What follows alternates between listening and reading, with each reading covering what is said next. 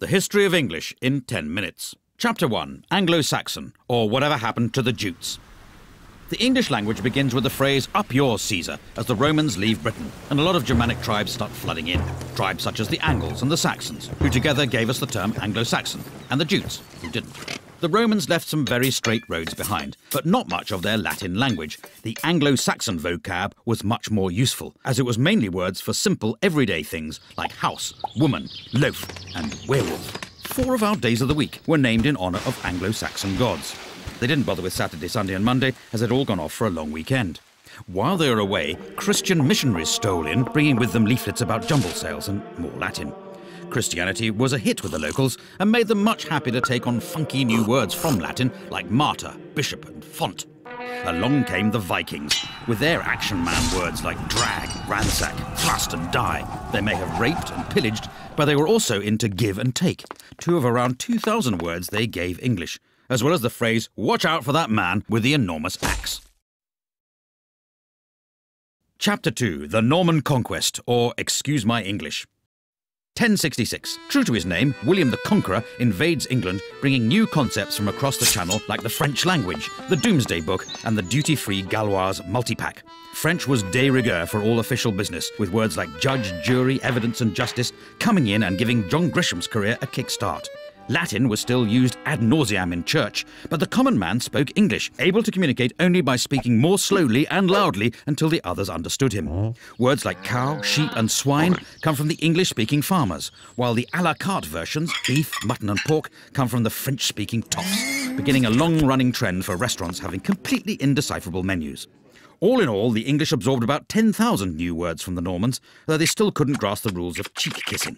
The bonhomie all ended when the English nation took their new warlike lingo of armies, navies and soldiers and began the 100 Years' War against France. It actually lasted 116 years, but by that point no one could count any higher in French, and English took over as the language of power. Chapter 3. Shakespeare, or a plaque on both his houses. As the dictionary tells us, about 2,000 new words and phrases were invented by William Shakespeare. He gave us handy words like eyeball, puppy dog and anchovy, and more show-offy words like dauntless, besmirch and lackluster. He came up with the word alligator, soon after he ran out of things to rhyme with crocodile. And a nation of tea drinkers finally took him to their hearts when he invented the hobnob. Shakespeare knew the power of catchphrases as well as biscuits. Without him, we'd never eat our flesh and blood out of house and home. We'd have to say good riddance to the green-eyed monster, and breaking the ice would be as dead as a doornail. If you tried to get your money's worth, you'd be given short shrift, and anyone who laid it on with a trowel could be hoisted with his own petard. Of course, it's possible other people used these words first, but the dictionary writers liked looking them up in Shakespeare because there was more cross-dressing and people poking each other's eyes out. Shakespeare's poetry showed the world that English was a rich, vibrant language with limitless expressive and emotional power, and he still had time to open all those tea rooms in Stratford. Chapter 4. The King James Bible, or Let There Be Light reading. In 1611, the powers that be turned the world upside down with a labour of love, a new translation of the Bible. A team of scribes with the wisdom of Solomon went the extra mile to make King James' translation all things to all men, whether from their heart's desire to fight the good fight or just for the filthy lucre. This sexy new Bible went from strength to strength, getting to the root of the matter in a language even the salt of the earth could understand. The writing wasn't on the wall, it was in handy little books, with fire and brimstone preachers reading it in every church. Its words and phrases took root to the ends of the earth, or at least the ends of Britain. The King James Bible is the book that taught us that a leopard can't change its spots, that a bird in the hand is worth 2 in the bush, that a wolf in sheep's clothing is harder to spot than you would imagine, and how annoying it is to have a fly in your ointment. In fact, just as Jonathan begat Meribal, and Meribal begat Micah, the King James Bible begat a whole glossary of metaphor and morality that still shapes the way English is spoken today. Amen. Chapter 5. The English of Science, or How to Speak with Gravity. Before the 17th century, scientists weren't really recognised, possibly because lab coats had yet to catch on. But suddenly Britain was full of physicists. There was Robert Hooke, Robert Boyle, and even some people not called Robert, like Isaac Newton. The Royal Society was formed out of the Invisible College, after they put it down somewhere and couldn't find it again. At first they worked in Latin. After sitting through Newton's story about the pomum falling to the terror from the arbor for the umpteenth time, the bright sparks realised they all spoke English and they could transform our understanding of the universe much quicker by talking in their own language. But science was discovering things faster than they could name them. Words like acid, gravity, electricity and pendulum had to be invented just to stop their meetings turning into an endless game of charades. Like teenage boys, the scientists suddenly became aware of the human body, coining new words like cardiac and tonsil, ovary and sternum. And the invention of penis and vagina made sex education classes a bit easier to follow, though clitoris was still a source of confusion. Chapter 6. English and Empire, or the sun never sets on the English language. With English making its name as the language of science, the Bible and Shakespeare, Britain decided to take it on tour, asking only for land, wealth, natural resources, total obedience to the crown and a few local words in return. They went to the Caribbean looking for gold and a chance to really unwind, discovering the barbecue, the canoe and a pretty good recipe for rum punch. They also brought back the word cannibal to make their trip sound more exciting. In India, there was something for everyone. Yoga to help you stay in shape while pretending to be spiritual. If that didn't work, there was the cummerbund to hide the paunch. And if you couldn't even make it up the stairs without turning crimson, they had the bungalow. Meanwhile, in Africa, they picked up words like voodoo and zombie, kicking off the teen horror film. From Australia, English took the words nugget, boomerang and walkabout, and in fact the whole concept of chain pubs. All in all, between toppling Napoleon and the First World War, the British Empire gobbled up around 10 million square miles, 400 million people and nearly 100,000 gin and tonics, leaving new varieties of English to develop all over the globe. Chapter 7. The Age of the Dictionary, or the Definition of a Hopeless Task.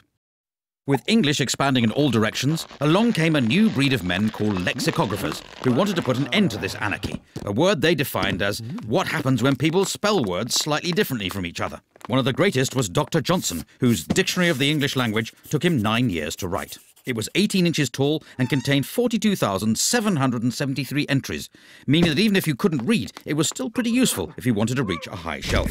For the first time, when people were calling you a pickle herring, a jobbernowl, or a fopdoodle, you could understand exactly what they meant, and you'd have the consolation of knowing they were all using the standard spelling. Try as he might to stop them, words kept being invented, and in 1857 a new book was started that would become the Oxford English Dictionary. It took another 70 years to be finished after the first editor resigned to be an archbishop. The second died of TB, and the third was so boring that half his volunteers quit, and one of them ended up in an asylum. It eventually appeared in 1928, and it's continued to be revised ever since, proving the whole idea you can stop people making up words is complete snuff bumble. Chapter 8. American English, or not English, but somewhere in the ballpark. From the moment Brits first landed in America, they needed names for all the new plants and animals, so they borrowed words like raccoon, squash and moose from the Native Americans, as well as most of their territory. Waves of immigrants fed America's hunger for words. The Dutch came sharing coleslaw and cookies, probably as a result of their relaxed attitude to drugs. Later, the Germans arrived selling pretzels from delicatessens, and the Italians arrived with their pizza, their pasta and their mafia, just like Mama used to make. America spread a new language of capitalism, getting everyone worried about the break-even and the bottom line, whether they were blue chip or white collar. The commuter needed a whole new system of freeways, subways and parking lots, and quickly, before words like merger and downsizing could be invented. American English drifted back across the pond as Brits got the hang of their cool movies and their groovy jazz. There were even some old forgotten English words that lived on in America, so they carried on using fall, faucets, diapers and candy, while the Brits moved on to autumn, taps, nappies and NHS dental care. Chapter 9. Internet English, or language reverts to type. In 1972, the first email was sent. Soon the internet arrived, a free global space to share information, ideas and amusing pictures of cats. Before the internet, English changed through people speaking it, but the net brought typing back into fashion and hundreds of cases of repetitive strain injury. Nobody had ever had to download anything before, let alone use a toolbar, and the only time someone set up a firewall, it ended with a massive insurance claim and a huge pile of charred wallpaper. Conversations were getting shorter than the average attention span. Why bother writing a sentence when an abbreviation would do and leave you more time to blog, poke and reboot when your hard drive crashed? In my humble opinion, became IMHO. By the way, became BTW, and if we're honest that life-threatening accident was pretty hilarious, simply became fail. Some changes even passed into spoken English. For your information, people frequently ask questions like, how can LOL mean laugh out loud and lots of love? But if you're going to complain about that, then UG2BK. Chapter 10. Global English, or whose language is it anyway? In the 1500 years since the Romans left Britain, English has shown a unique ability to absorb, evolve, invade, and if we're honest, steal. After foreign settlers got it started, it grew into a fully fledged language all of its own, before leaving home and travelling the world, first via the high seas, then via the high-speed broadband connection, pilfering words from over 350 languages and establishing itself as a global institution. All this despite a written alphabet that bears no correlation to how it sounds and a system of spelling that even Dan Brown couldn't decipher. Right now, around 1.5 billion people speak English.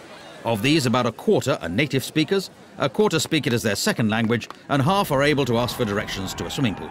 There's Hinglish, which is Hindi English, Chinglish, which is Chinese English, and Singlish, which is Singaporean English, and not that bit where they speak in musicals. So in conclusion, the language has got so little to do with England these days, it may well be time to stop calling it English. But if someone does think up a new name for it, it should probably be in Chinese.